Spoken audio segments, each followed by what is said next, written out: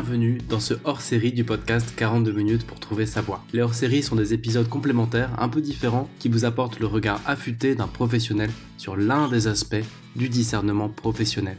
À retrouver comme toujours sur nouvellevipro.fr.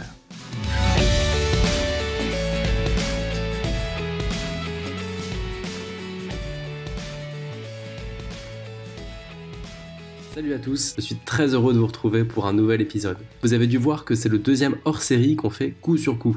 Alors pourquoi ? Parce qu'on est tous coincés chez nous là, un peu confinés pendant un bon mois d'après les experts, peut-être plus. Et mon invité d'aujourd'hui, il a un programme clé en main à proposer à ceux qui veulent profiter de ce temps de confinement, de mise en pause un peu de notre vie pour avancer dans leur vie professionnelle, prendre du recul.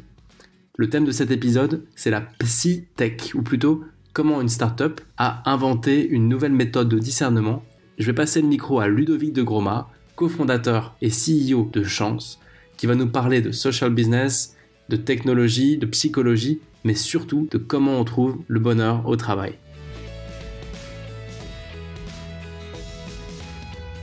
Salut Ludovic. Salut Alban. La première question que je voulais te poser, c'est quelle est la genèse de ton entreprise, de Chance ? Assez jeune, je me suis dit que ce que je voulais faire dans la vie, c'était essayer de faire quelque chose qui allait être utile aux autres. Et mon premier boulot a été d'aller monter une usine de fabrication de bouteilles en verre pour les vins et pour les spiritueux aux Émirats arabes. Et là-bas, j'étais en fait au milieu du désert. Et ça, c'était il y a maintenant 8 ans. J'étais en charge de toute la partie non technique de ce projet, et notamment du recrutement de 200 personnes. Et ça m'a amené à aller mener un peu plus de 1000 entretiens en Inde, aux Philippines, au Sri Lanka, en Arabie Saoudite, au Pakistan, au Népal. Tu vois, un peu partout autour des Émirats, là où les gens avaient de l'expérience en fabrication de bouteilles. Et donc, je menais tous ces entretiens. Et ce dont je me rendais compte, c'est que tu checkes les compétences techniques des gens. Et ce n'est pas le plus difficile finalement. Mais en tant que recruteur, mon job était de prédire la performance future des gens. Et donc, ce qui fait la performance, c'est le fait d'y aller avec son cœur quant à les compétences. Et donc, je demandais aux gens, en fait, pourquoi est-ce que vous faites ce job ? Pourquoi est-ce que vous travaillez dans l'industrie du verre ? Pourquoi est-ce que vous voulez continuer à faire ça, etc. Et 90% des candidats ne savaient pas. Il me disait parce que j'ai commencé parce qu'il y avait une usine à côté de là où j'habitais, parce que mon père travaillait dans cette industrie, parce que il y avait une opportunité. Mais en fait, les gens ne savaient pas et ils continuaient potentiellement toute leur vie à faire ça. Et donc moi, en tant que recruteur, je devais faire un pari sur leur performance future. J'avais au bout de mon stylo la vie des gens et parfois on multipliait par exemple les salaires par 4 pour les candidats indiens. Donc j'avais une responsabilité majeure par rapport à eux, par rapport en fait à la vie de leurs enfants et la vie des enfants de leurs enfants. Et j'en étais remis à mon intuition pour faire une petite croix. Et donc, c'était en fait hyper sous-efficace. On a fini par monter l'usine, recruter tout le monde tant bien que mal. Et de là, je suis parti à San Francisco pour être en charge des opérations, de la partie opérationnelle de la même entreprise, à Napa Valley, qui est en fait l'endroit où il y a du vin en Californie. Et en parallèle, j'ai repris un master de psycho-appliqué. Et ce qu'on appelle la programmation neurolinguistique et l'étude de la communication verbale, non verbale, des modes de pensée, des schémas de pensée et du coaching. Et par intérêt intellectuel à ce moment-là, le soir et le week-end pendant 1 an. Et en fait, là-bas, je recrutais également, mais des profils beaucoup plus qualifiés, Ivy League, directeurs commerciaux, etc. Et donc, je redemandais aux gens, en fait, en entretien, bon, ok, d'accord, vous avez les compétences techniques, mais pourquoi est-ce que vous faites ça ? Et là, c'était à l'américaine, that's the job of my life, it's amazing, blablabla. Et en fait, les gens ne savaient pas. Et j'ai fait des erreurs de recrutement massives. Et c'est comme ça que veut dire quoi ? Ça veut dire juste qu'ils étaient mieux préparés pour les entretiens d'embauche, mais le fond de leur démarche n'était pas plus clair qu'au Moyen-Orient, quoi. Exactement. Et sur des niveaux de qualification qui étaient très différents. D'un manœuvre, d'un chauffeur en logistique aux Philippines à un Californien ayant étudié à Stanford. Et en fait, c'est comme ça, petit à petit, que je me suis mis à réfléchir à ce sujet. Et je me suis dit, mais en fait, attends, Ludo, si tu penses à la façon dont le monde du recrutement est fait, tout le monde du recrutement est ce qu'on appellerait company-centric. C'est-à-dire que les entreprises ou bien les chasseurs de tête qui agissent pour le compte des entreprises ou les agences de recrutement qui agissent pour le compte des entreprises font, tu vois, une petite boîte avec les compétences requises. Et ensuite, on essaie de faire passer à travers ton calque de ta petite boîte découpée les candidats. Sauf que tu peux être le meilleur recruteur du monde si jamais en face, le candidat ou la candidate ne sait pas ce pourquoi elle est fait, eh ben, tu n'arriveras jamais à le déterminer en 1 heure ou en 2 heures.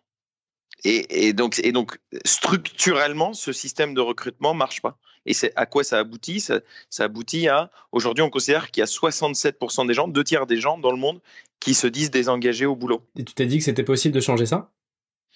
Et à ce moment-là, je me suis dit, mais en fait, dans ma volonté d'essayer de faire quelque chose pour les autres, et en particulier les personnes moins favorisées, je me suis dit, attends, les candidats que je voyais par exemple au fin fond de l'Inde, ils n'ont aucune mobilité sociale possible. Ils vont toute leur vie continuer à faire des jobs dans lesquels ils ne s'épanouissent pas, donc dans lesquels ils n'y vont pas avec leur cœur. Et donc, il y a une chance pour qu'ils performent et donc qu'ils puissent avoir une mobilité sociale qui est très limitée. Sauf que, si tu réfléchis à la notion d'engagement, l'engagement au travail, le fait de vibrer dans ton travail, est une condition qui est nécessaire à la performance au travail, qui elle-même est une condition nécessaire à la mobilité sociale. Donc, si tu travailles sur l'engagement au travail des personnes moins favorisées, tu améliores, par voie de conséquence, la mobilité sociale et donc l'égalité des chances. Il pourra être promu, obtenir un salaire supérieur, et c'est comme ça que tu crées un mécanisme de mobilité sociale. Ok, je comprends. Il n'y a pas un peu un biais? Est-ce que tout le monde aspire à ça? À la mobilité sociale? Oui, et aussi à l'épanouissement professionnel. Pour moi, c'est un sujet important. C'est bien pour ça que j'ai créé ce podcast, mais parfois, t'as un peu des gens qui te disent, mais au final, c'est un boulot et ça me convient aussi comme ça, quoi. Si on essaie de raisonner par l'absurde, est-ce qu'il y a des gens pour qui le non-épanouissement est acceptable? Personne ne vient chercher le non-épanouissement. Donc, tu es d'accord avec moi là-dessus? Complètement, oui. Ouais. Donc, il y a les gens qui vont te dire le contraire, sont des gens qui vont dire, en fait, le boulot est un moyen, je m'en fous à partir du moment où ça me ramène un salaire qui me permet de faire d'autres choses. Ça, c'est potentiellement vrai. Mais si tu creuses, il y a probablement 2 choses derrière. Un, c'est ce qu'on voit énormément chez les gens qui passent chez Chance. Une désillusion, c'est-à-dire en fait c'est impossible, et 2, et c'est corrélé à la désillusion, le fait d'avoir des croyances limitantes, c'est-à-dire se dire c'est impossible d'être satisfait dans mon boulot en ayant un niveau de salaire comparable. Ça arrive énormément par exemple chez les consultants en stratégie, chez les banquiers, qui se disent de toute façon il n'y a aucun autre endroit où je pourrais avoir un niveau de confort dans la vie, donc je vais travailler pour le week-end. Le même syndrome que quand on vit à Paris et qu'on se rend compte qu'on ne pourra jamais partir en province en quelque sorte. J'ai l'impression. Tout à fait. Parce qu'en fait, c'est des raisonnements qui sont extrêmement complexes, très difficiles à faire seul. Et tu vois, pour revenir sur ta question initiale, je pense qu'il n'y a personne qui aspire à ne pas faire, étant donné que la majorité de notre temps éveillé, grosso modo, on est en train de travailler, je doute très fortement que l'homme soit fait pour faire quelque chose auquel il aspire absolument pas. Je pense que c'est des limitations et les gens qui se convainquent du contraire.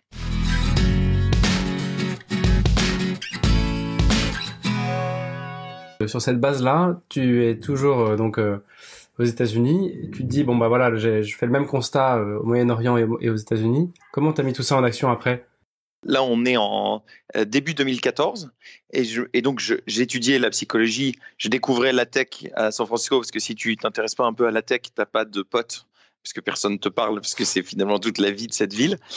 Et donc, je me suis dit, en fait, si tu combines le pouvoir de la technologie et de la psychologie, que tu travailles avec les entreprises pour permettre aux gens eux-mêmes d'identifier ce pourquoi ils sont faits, c'est dans l'intérêt de tout le monde. Et on peut créer quelque chose de puissant. Toujours avec cette idée de dire, OK, on peut faire quelque chose pour les personnes moins favorisées avec la mobilité sociale pour ce qu'on s'est expliqué avant. Et mon idole dans la vie, c'était Mohamed Younous, qui est le fondateur du microcrédit, qui a créé la Grameen Bank et qui a obtenu le prix Nobel de la paix pour ça. Et en fait, j'avais étudié tous ces bouquins précédemment pendant mes études, où j'avais une spécialisation en entrepreneuriat social. Et je me suis dit, je veux aller comprendre. Il a conceptualisé, en fait, cette notion de social business, qui est de se dire ces modèles hybrides entre l'ONG et la for-profit, pour essayer de maximiser l'impact social par un modèle d'entreprise. Et ça m'intéressait énormément. Et donc, je me suis dit, OK, va sur le terrain. Je suis parti 3 semaines au Bangladesh pour aller étudier les différents modèles qu'il a développés là-bas. La Grameen Bank, évidemment, une joint venture avec Danone, avec Veolia, avec BASF, etc. Et puis, au bout de 3 semaines, il y avait la journée mondiale du social business, qui sont en fait 2000 personnes qui viennent du monde entier pour discuter de ces sujets. Et la veille, Younous avait invité quelques délégations internationales à un dîner de gala. Je n'ai pas tout à fait invité, mais je me suis débrouillé quand même pour rentrer. Et puis, généralement, dans le monde du social, les gens ne sont pas particulièrement fringués. Donc, j'arrive avec une chemise en jean et un pantalon vert. Et puis là, dans la salle, c'était plutôt chic et tout. Donc, je me suis dit, Ludo, t'es complètement à côté de la plaque. Et au cocktail, je me tourne vers mon voisin de droite. Je dis, bonsoir, monsieur, vous venez d'où? Il me dit, je viens du Kazakhstan. Ah bah, génial, moi je viens de France et qu'est-ce que vous faites au Kazakhstan? Il me dit, je suis le ministre de l'économie. Ah bah, génial, moi je suis Ludo, je suis ministre de rien du tout. Et tu vois, tu avais des gens des gouvernements, des Nations Unies, des grandes entreprises, des grandes fondations, et puis moi. Finalement, Younous arrive, donc j'étais comme un gosse qui voit le Père Noël pour la première fois. Il monte sur scène, tout le monde va s'asseoir aux tables de gala, je m'assois au fond, et puis il nous fait un speech super charismatique de 20 minutes. À l'issue de quoi, il nous dit, écoutez, au Bangladesh, il est super impoli de commencer à dîner avant l'arrivée de tous les convives. Or, la délégation de Hong Kong est bloquée sur le trajet entre l'aéroport et l'hôtel. Et donc, il demande à ses collaborateurs, est-ce que quelqu'un voudrait expliquer quelque chose par rapport à la journée du lendemain, qui est la raison pour laquelle tout le monde venait du monde entier. Comme personne ne bougeait, je me suis dit, Ludo, c'est pour toi. Je me suis levé du fond et je me suis mis à courir avec ma chemise en jean entre les tables de gala. Et j'arrive en bas de la scène. Je me souviendrai toujours, il y a Younous qui est normalement quelqu'un de très souriant, je ne sais pas si tu vois son visage, je vois bien, oui. Et qui là ouvre deux grands yeux en disant c'est qui ce petit jeune là qui débarque. Et puis au deuxième rang, je vois Emmanuel Faber qui est le CEO de Danone, qui en France parle beaucoup de comment est-ce que les entreprises au cœur de l'économie peuvent avoir un impact positif sur la société. Je me dis, attends, là tu as ton idole, là tu as le mec avec qui tu voudrais discuter dans ton pays de cette idée, rate pas. Et là, c'était les 5 secondes les plus longues de ma vie en montant les marches tout doucement, tout doucement. Et puis, j'arrive à côté de Younous. Comme je n'avais pas l'air méchant, il me prête le micro. Et donc, je leur dis bonsoir à tous. Je m'appelle Ludovic, je suis français, j'ai 27 ans. Et si je suis au Bangladesh ce soir, c'est parce que y a quelqu'un dans cette salle qui a écrit un bouquin qui m'a beaucoup inspiré. Et alors, je laisse une pause, parce que dans la salle, ils avaient tous écrit 3-4 bouquins chacun. Donc, ils disaient tous, ça va être pour moi celui-là. Et puis après, je pitch l'idée de chance pour la première fois en 15 minutes. Et à l'issue de quoi, Younous m'a pris dans les bras en disant, vous voyez, c'est exactement ça ma vision du social business. Il y a un besoin d'accès à l'orientation professionnelle sans limite dans le monde. Et en fait, les gens continuent à tourner dans leur roue comme des hamsters. Or, si ils veulent se libérer et sortir de leurs conditions pour les personnes moins favorisées, il faut absolument identifier dans quelle voie aller. Et de l'autre côté, les entreprises ont des difficultés majeures en recrutement. Donc, avec le pouvoir de la tech, on peut créer un business model qui financièrement est indépendant et avoir un impact à une échelle mondiale. Donc, à partir d'aujourd'hui, je vais aider Ludovic et ça va fonctionner. Et je suis descendu de scène, j'ai récupéré 150 cartes de visite des gens qui étaient là. Le lendemain, j'avais un rendez-vous avec Emmanuel Faber de Danone. Et 2 jours après, j'avais un rendez-vous avec Younous qui a accepté de devenir le président d'une boîte qu'on a montée ensemble. Et je suis reparti à San Francisco, j'ai démissionné de mon job. Elle cherchait du sens dans ce qu'elle faisait. 3 heures après, elle a décidé de rejoindre l'aventure comme cofondatrice et c'était parti. Et ça, c'était fin 2014. Et je crois qu'il y a eu c'était un peu un démarrage en 2 étapes. Hein. Absolument. C'est-à-dire qu'on a développé tout un modèle d'entreprise avec un siège au Brésil, tout début 2015, avec énormément de soutien de Google.org, donc qui est le bras philanthropique de Google, avec un modèle où on offrait nos services qui était du coaching robotisé sur Facebook et qui était uniquement à destination des publics avec maximum Bac+2. Et le service était gratuit. Ensuite, les entreprises qui recrutaient payaient des frais de chasse de tête. D'accord. Ça, c'était notre premier modèle. Ce modèle, c'était une sorte d'entonnoir où les gens vont faire un travail avec un mix de tech et de psychologie déjà, j'imagine. Et tu finis par avoir des profils très, très précis de gens qui sont arrivés à un certain endroit et des recruteurs en face qui vont chercher exactement ce type de personnes, c'est ça? Tout à fait. Sauf qu'en fait, tu finis par devenir company-centric comme toutes les autres boîtes de recrutement. Puisque qui paye, c'est les entreprises de l'autre côté, et que tu pousses les gens, tu as quand même tendance à dire « Ah oui, mais ça, je vous conseille quand même d'aller chez Accor, qui était un de nos clients. » Alors qu'au fond, c'était peut-être pas la meilleure des choses pour la personne, sauf que ton contrat était de l'autre côté. Et du coup, Chance a fait sa reconversion, et on a fait ce qu'on appelle un pivot majeur, extrêmement difficile. J'ai fait un burn-out moi-même à ce moment-là. Ça, c'était il y a 18 mois maintenant, début 2018, où on s'est dit, en fait, on n'est pas aligné avec... si je fais un parallèle par rapport aux gens, on n'est pas aligné avec nos aspirations. En l'occurrence, on n'est pas aligné avec la vision de boîte, puisqu'on est en train de devenir une boîte de recrutement comme les autres. Et donc, il faut avoir le courage de changer notre modèle, de changer notre produit. Et on a décidé de déplacer le siège en France et de licencier 80% de l'effectif. Ce qui était extrêmement difficile, puisque c'était des amis pour la grande majorité. Et c'est comme ça qu'on a décidé de déplacer le siège en France début 2018, de réduire l'effectif à 10 personnes et de recommencer un nouveau modèle. C'est comme ça qu'on est arrivé à ce second modèle de Chance ensuite.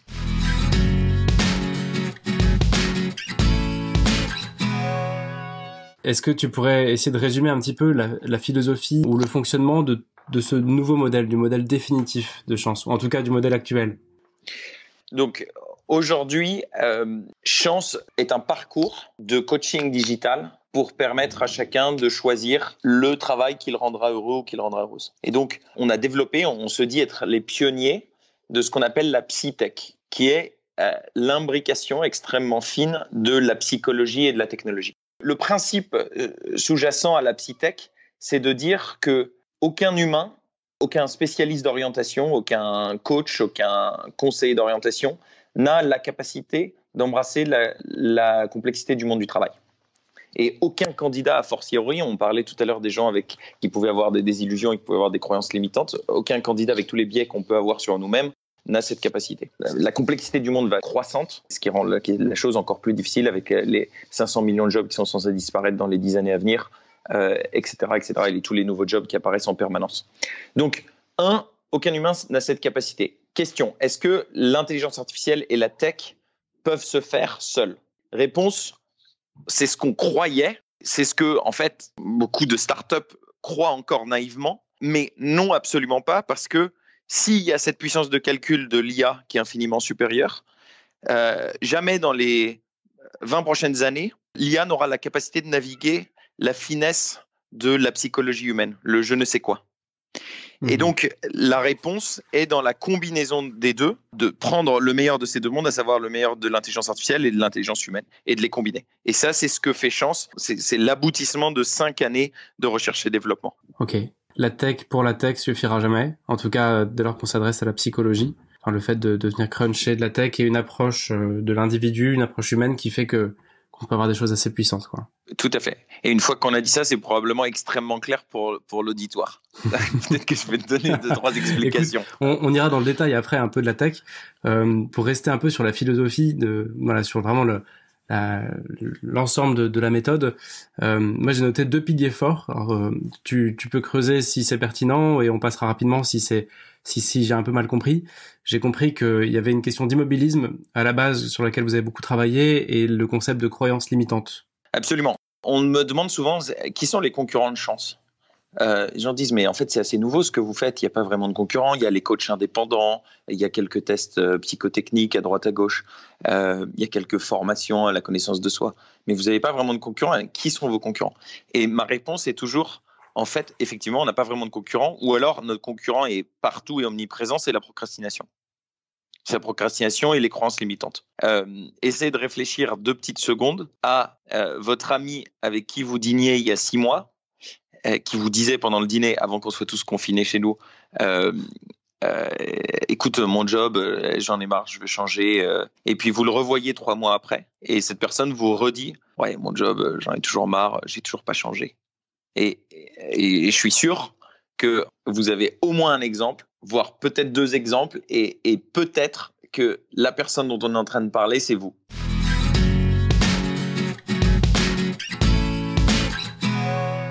Le choix professionnel est quelque chose d'extrêmement complexe parce qu'il y a énormément de dimensions qui rentrent, ce que je peux faire, ce que je veux faire, ce que je dois faire, ce que mon environnement voudrait que je fasse, la complexité du changement, ce qu'il faut abandonner, la prise de risque, mes contraintes, etc., etc., etc. Donc il y a beaucoup de choses. Et puis ce qui existe, et l'évolution du marché du travail. Donc c'est terriblement complexe. Et c'est pour ça qu'il est nécessaire de passer par une méthode pour pouvoir y arriver, parce qu'y arriver seul, c'est difficile. C'est possible. Il y a plein de gens qui arrivent à déterminer, à avoir en fait par chance à trouver, pas chance nous, mais par un peu de bol, arrivent à identifier et finalement se trouver extrêmement bien dans leur boulot, et tant mieux. Mais c'est pas du tout la majorité des cas, comme on vient de le dire, parce que ça ne concerne qu'un tiers des gens. Et du coup, pour les 2 autres tiers, on propose une méthode pour les y aider.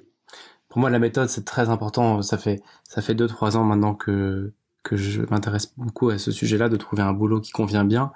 Et on voit beaucoup d'histoires aussi de personnes qui posent leur dème, qui claquent leur dème, comme on dit, assez contents de ce petit vent de nouveauté, de liberté, et puis qui se retrouvent au final de 6 mois ou 1 an ou 2 ans après avec les mêmes limites, la même frustration, parce que le travail n'a pas été fait dans le fond.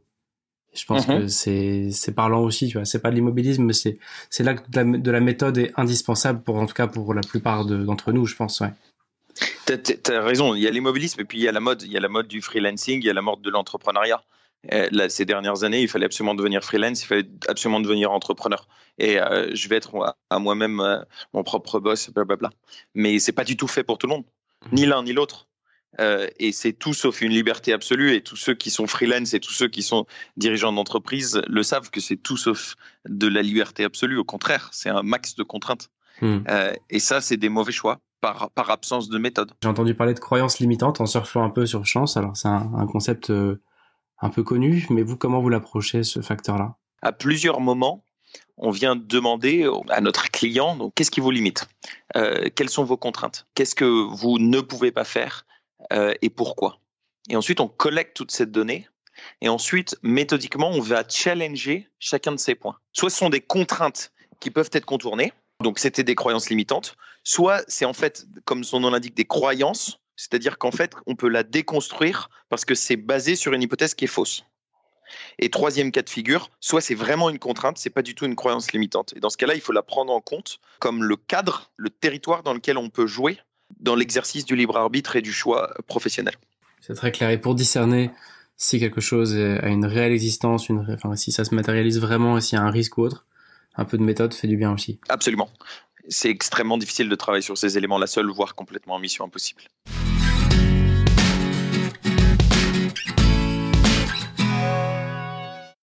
Combien de temps ça dure, grosso modo, le programme? Le programme Chance, ça dure 3 mois. Qui peut être accéléré. Il se trouve qu'on est justement en train de lancer une phase, on n'a pas encore trouvé le nom exactement, mais un programme intensif pour les gens qui sont en confinement actuellement, pour leur permettre d'aller plus vite. Ça dure 3 mois pour les gens qui sont en emploi et qui ont un temps limité pour réfléchir, parce que ça peut être que le soir ou le week-end. Et ça a raison, grosso modo, de 2 heures par semaine, tout à distance. On peut faire une petite aparté sur le confinement. Vous bossez sur un programme d'1 mois et demi, là, un truc comme ça? C'est ça. On fait grosso modo la moitié du temps. Ça permettrait aux gens de profiter de cette période difficile en se disant il y a un peu de bon là-dedans. C'est un moment où je peux me poser des questions, où je peux réfléchir calmement sans être pollué par la vie accélérée qui est la nôtre à tous.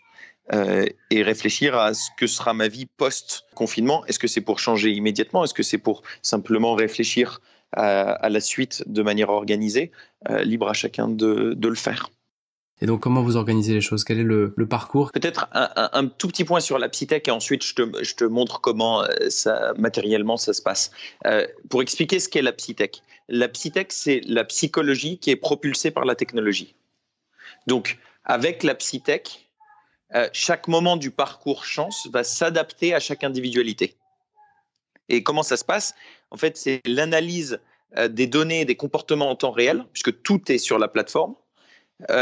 Et par cette analyse, la psytech va dessiner pour chaque individu un chemin qui est unique.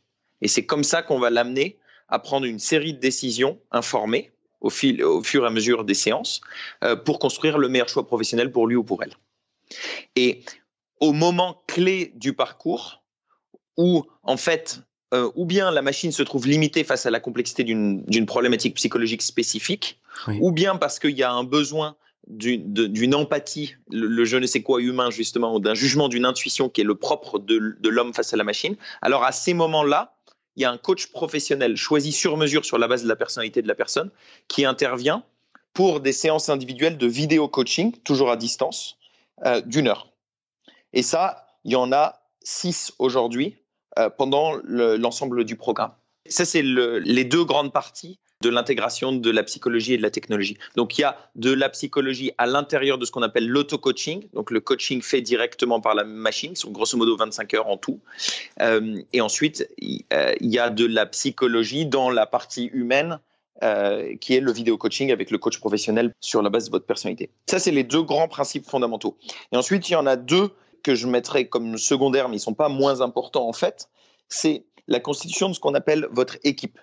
C'est-à-dire que dès la première phase de chance, et je vais parler ensuite de comment ça se décline, on va vous demander de convoquer, en tout cas par email à distance, à minima 5 personnes de votre entourage complémentaires pour vous faire un retour sur vous, qui vont pouvoir vous permettre d'avoir un regard sur vous des gens qui vous connaissent extrêmement bien. qui est extrêmement, extrêmement précieux et les gens adorent faire ça. Parce qu'en fait, vous vous rendez compte, vous ne posez jamais de questions à vos proches, voire à vos collègues, sur la façon dont ils vous perçoivent. Et en général, c'est extrêmement intéressant, voire émouvant. Et cette équipe va être votre équipe qui va vous accompagner, vous faire des retours pendant le programme et qui va pouvoir vous faire du ping-pong qui est très intéressant parce qu'ils auront une approche et des insights qui sont complémentaires de l'auto-coaching et de votre coach professionnel en vidéo. Et le quatrième point, c'est ce qu'on appelle smart networking. Ça part de 6 degrees of separation, où on est tous à 6 autres personnes maximum de toute autre personne dans le monde. Voilà. Ouais. Et si tu prends Bourdieu, il nous dit, écoutez, il y a les personnes qui sont riches en capital social et les gens qui sont pauvres en capital social. Mais en fait, c'est infiniment plus compliqué que ça parce que tu peux être riche en capital social si tu as fait une école de commerce, que tu as travaillé en banque. Donc, tu es riche en capital social dans le monde de la finance, mais tu peux être pauvre en capital social dans le monde du cinéma. C'est-à-dire que si, en fait, tu veux te rediriger vers le monde du cinéma, tu n'as pas les entrées pour ce faire. Et donc, le smart networking, c'est comment est-ce qu'on crée de la méritocratie, de la fluidité dans les prises de contact entre les gens pour que les gens puissent avoir accès à des chaînes de recommandations. Ce qui est fondamental à 2 moments du parcours chance. Un, au moment où tu explores des jobs extrêmement fins où l'information n'est pas sur Internet, il faut aller comprendre la distinction entre service designer à la Maïf ou bien UI designer dans une start-up de logistique. En fait, les 2 métiers de designer sont radicalement différents et l'information accessible sur Internet est limitée. Donc, il faut avoir la capacité d'entrer en contact avec des gens qui vont, en 20 minutes, apporter cette information complémentaire qui vous permet de faire des choix conscients. Ça, c'est le premier moment. Et le deuxième moment, c'est à la fin du parcours, c'est une possibilité d'ouvrir des portes, puisque, et même une possibilité, et même un moyen extrêmement efficace, puisque l'année dernière en France, sur 100 personnes qui ont été recrutées, qui n'étaient pas au chômage, donc sur 100 personnes qui ont changé de job, il y en a 60 qui l'ont été par recommandation. Donc en fait, en France, on marche majoritairement par recommandation et donc il faut avoir ces chaînes pour pouvoir accéder aux positions intéressantes. Écoute, là tu viens d'ouvrir la boîte de Pandore, j'ai 200 questions qui viennent de tomber d'un seul coup, mais je vais essayer de rationaliser un peu tout ça. On fait un deuxième podcast, du coup, ouais. Je pense qu'on va être obligé. Non, juste pour essayer de résumer ce que tu nous dis, parce qu'il y a quand même pas mal d'infos dans tout ça. Donc, 4 piliers dans la méthodo. Alors, la tech, pour aller donner une puissance de calcul qu'on n'a pas nous, et sur l'énorme complexité des carrières, des métiers, de tout ce qu'on peut pas processer nous-mêmes. La psy, dès lors qu'il y a un aspect humain trop important et trop complexe pour la machine. Le 3e pilier dont tu parlais, c'était se constituer sa team, c'est ça, des gens qui vont nous soutenir et nous donner du feedback, j'imagine. Et le dernier, c'est le réseau, hein. C'est bien ça. Tout à fait. La petite modification que je ferai à ta reformulation, c'est en fait, l'auto-coaching, c'est la technologie à qui on a appris la psychologie. Donc, okay. C'est la psychologie par la technologie. Ça, c'est l'auto-coaching. Et ensuite, le vidéo-coaching, ça, c'est la psychologie humaine, qui est complémentaire de la psychologie tech-based. 2 questions qui me viennent principalement, avant d'aller encore une fois dans le détail. J'ai fait l'expérience d'un coach. Alors, c'était pas du tout sur le boulot, c'était sur les relations humaines. Il y a des années, à qui j'ai présenté un problème. Et en l'occurrence, c'était un problème de couple. Et qui nous a mis dans une case en disant, mais, ah bah oui, vous êtes ce cas de figure-là, boum. Et en fait, j'en ai déduit une petite théorie. C'est de dire qu'au final, on est unique, réellement, on est tous uniques, mais nos problématiques sont parfois similaires à celles d'autres personnes, sans doute de millions de personnes.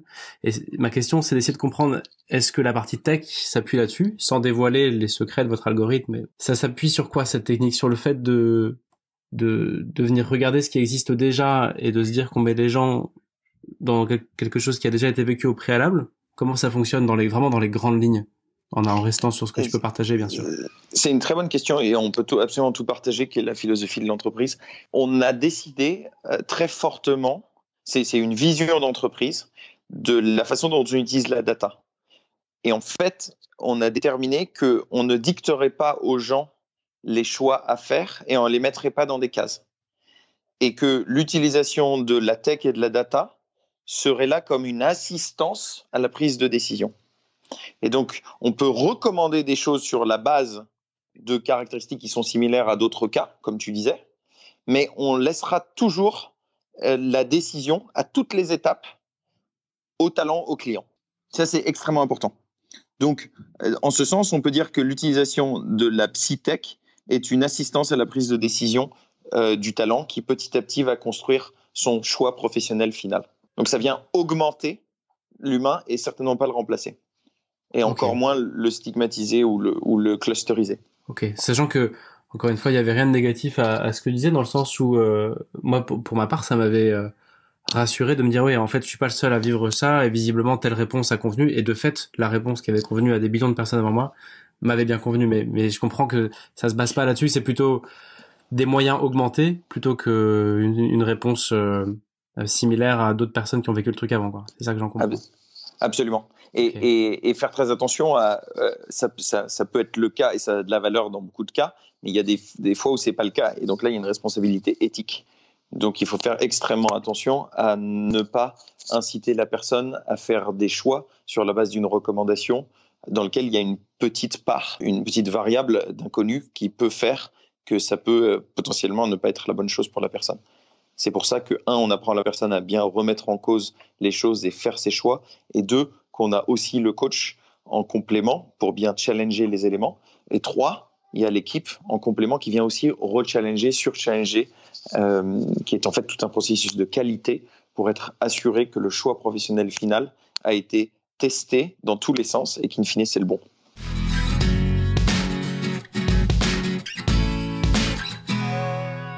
La deuxième question qui me venait, parmi toutes les autres, c'était sur la notion de réseau, mais de réseau, pas de construire ta team, mais plutôt de pouvoir te confiner un peu, enfin voilà, te confronter un petit peu à des personnes auxquelles tu n'aurais pas accès par ailleurs et qui vont te parler d'une réalité. Comment vous donnez accès à ça concrètement ? Et c'est essentiellement par des chaînes, c'est ce qu'on appelle du crowdsourcing de réseau. Donc en fait, tous les alumni et tous les clients talents de chance ont eux-mêmes des réseaux. Or, ils savent ce que c'est que passer par chance parce qu'il y a un parcours extrêmement rigoureux, le parcours de 3 mois avec ses grosso modo 2 heures par semaine. Ils savent la rigueur de l'analyse et du raisonnement de la personne qui a besoin d'être mise en relation avec quelqu'un. Et donc, c'est une garantie que si jamais ils ouvrent leur réseau pour quelqu'un qu'ils ne connaissent pas nécessairement mais qui est passé par chance, ils ne vont pas se griller vis-à-vis de cette personne et que la personne est extrêmement bien préparée et c'est exactement pourquoi elle voudrait discuter avec cette personne 20 minutes par téléphone ou en café. Donc c'est une logique de crowdsourcing des réseaux. Ok, je comprends. Et hyper qualitatif parce qu'elle est arrivée en bout de parcours et elle commence à être sacrément pointue sur sa démarche, quoi, en gros. Exactement. Et qu'elle ne fait pas perdre son temps à la personne. Ok, écoute, merci. Peut-être sur cette démarche, tu vois, peut-être pour clarifier comment ça fonctionne, Chance, c'est extrêmement simple. C'est-à-dire que sur chance.co, les gens rentrent, s'inscrivent. Il y a un essai gratuit au démarrage, ce sont les 3 premières heures. Ils peuvent immédiatement essayer et tester et voir si ça leur convient ou si ça leur convient pas. Et à partir de là, au bout de ces 3 premières heures, donc 2 heures de self-coaching et 1 heure de vidéo-coaching avec un coach qui aura été choisi sur mesure, là, ils peuvent décider de passer à toute la partie premium qui est l'ensemble du parcours de 3 mois. Et ceci est finançable. Et ça, c'est une excellente nouvelle depuis 3 semaines maintenant. On a été certifié par l'État CPF, donc compte professionnel de formation, ce qui veut dire que tous les Français peuvent utiliser leur crédit CPF pour payer le programme premium de Chance. La première chose qui m'a surpris quand je suis arrivé sur votre site, c'était de voir qu'au final, en fonction du revenu, on pouvait avoir un accompagnement gratuit. Et ça, je trouve ça assez fort. Parce que c'est vrai que c'est un vrai frein de se dire, moi, il y a 7 ans, j'ai sonné chez un coach professionnel qui m'a demandé 5 000 €, je suis parti en courant. Oui. C'est une réflexion de la démocratisation du coaching, notamment par l'utilisation de la psychologie. C'est-à-dire qu'on augmente les possibilités du coaching parce que la tech peut faire de mieux. Et puis, on augmente aussi les possibilités du coach en lui donnant, au moment où il va faire du vidéo coaching, de la data pour être extrêmement efficace dans le temps qu'il va passer avec la personne. Et c'est comme ça qu'on peut le rendre accessible à tous. C'est ça la philosophie derrière Chance, c'est de se dire en fait, cette question de l'orientation professionnelle et des choix, elle concerne tout le monde. Elle concerne les gilets jaunes qui sont en crise existentielle de sens. Elle concerne les cadres de grands groupes ou les consultants en stratégie qui sont en crise de la trentaine et qui se demandent quel est le sens de ma vie. Ça concerne le jeune de banlieue à qui on propose pour la 12e fois de suite la même mission d'intérim qui fondamentalement l'emmerde.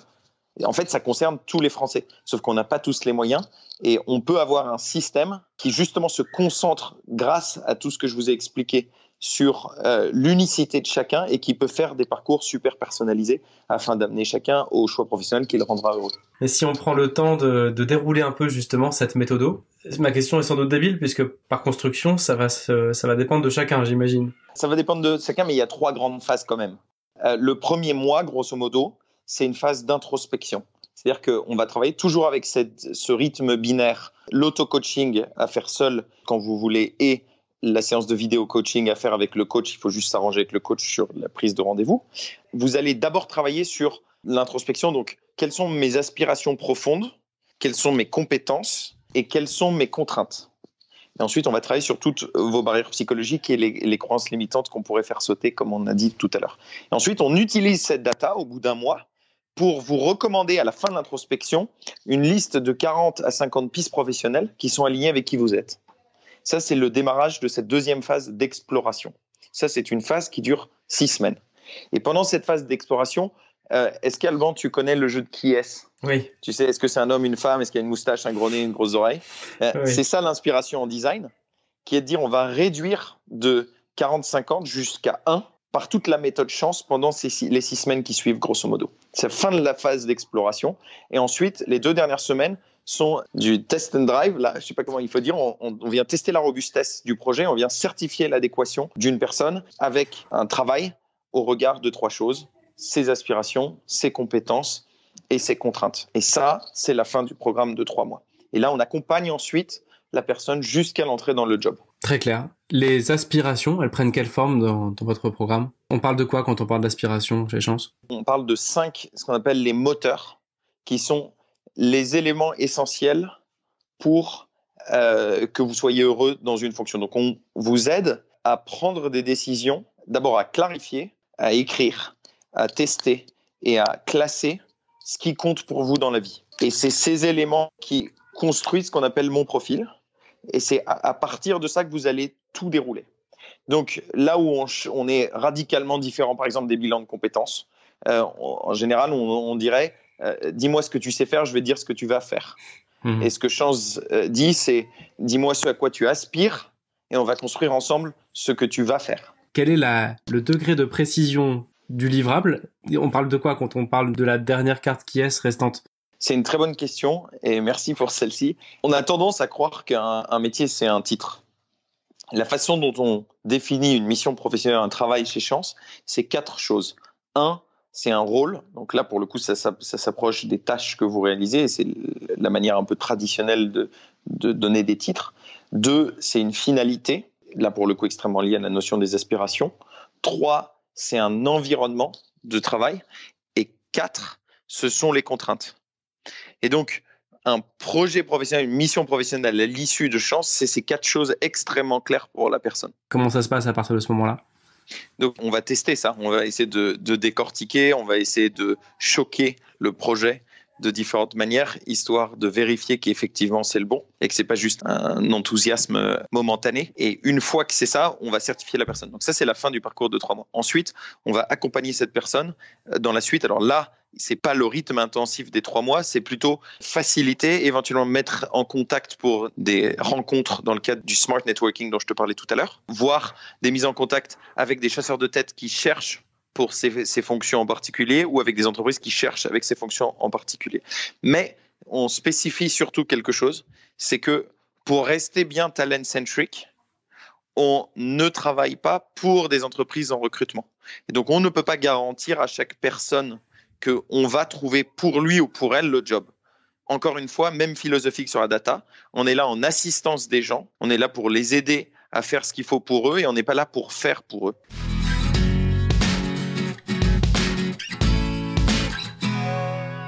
Est-ce que tu pourrais nous partager des personnes qui ont fait ce parcours Chance, qui pourraient illustrer un peu de manière concrète ce qu'on a dit là de manière un peu plus théorique ? Bien sûr. Je vais vous en donner quelques-uns. Gilles, par exemple, qui était entrepreneur dans l'industrie du spectacle, qui, suite à des nouvelles contraintes sur des sujets de santé, a voulu se mettre dans un environnement beaucoup plus carré de salariés d'entreprise sur des sujets créatifs encore, qui sont liés à ses drivers personnels. Je pense à Anako, qui était dans une boîte du CAC 40, pour ne pas la nommer, dans la partie digitale du retail, qui a déménagé pour le coup en province et qui est designer floral. Je pense à Alba, qui était employé de mairie, qui est en train de devenir designer digital actuellement. Je pense à Elodie, qui a eu son congé mat et qui avant était responsable adjoint dans un magasin et qui en a profité justement parce que dans le cadre de la maternité, il y a souvent des questions d'identité assez fortes qui se posent. La définition de qui suis-je assez profondément, et qui est passé vers un rôle de kiné et qui est actuellement en train de suivre une formation pour ce faire. On n'a pas le temps d'aller beaucoup plus loin, mais une question qui m'intéresserait, c'est est-ce que tu n'as que des gens qui souhaitent faire des reconversions, ou est-ce qu'il arrive d'avoir quelqu'un qui réajuste un peu sa place dans ce qu'il faisait? C'est ce qu'on appelle une reconversion partielle. Le but n'est pas de changer coûte que coûte. Le but est de se poser les bonnes questions pour s'assurer que le choix qu'on fait après, qui soit de rester potentiellement dans le même job, ça arrive un petit peu rarement, ou bien de changer partiellement, ça arrive pas mal, ou de changer beaucoup, ça arrive pas mal, mais de savoir pourquoi on le fait. Parce que ça donne de la liberté, ça donne de la sérénité.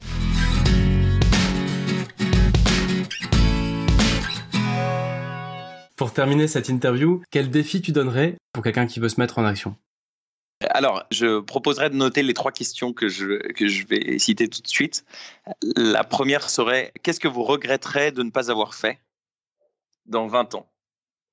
La deuxième serait, qu'est-ce qui vous empêche aujourd'hui de faire un travail qui vous inspire? La troisième serait, comment est-ce que vous avez choisi votre vie actuelle? Et donc, sur la base de ces 3 questions, allez voir séparément 2 de vos amis. Donc, dites, voilà, il y a cette question, je te donne la réponse. Et demandez-leur s'ils sont convaincus par votre réponse. C'est des gens qui vous connaissent extrêmement bien. Et voyez ce qu'ils répondent. Si jamais ils sont hyper convaincus par ce que vous faites, continuez et faites rien. S'ils ne le sont pas, je pense que ça a de la valeur de se poser des questions. Et je vous invite à aller sur chance.co et de démarrer le free trial, l'essai gratuit, et de voir si c'est quelque chose qui vous servirait. Et on est là pour vous. N'hésitez pas à nous appeler si vous le souhaitez, si vous avez besoin de plus de détails. Tout est sur le site internet, il y a un chat. Et j'espère que ça vous plaira, ça plaît à beaucoup de gens.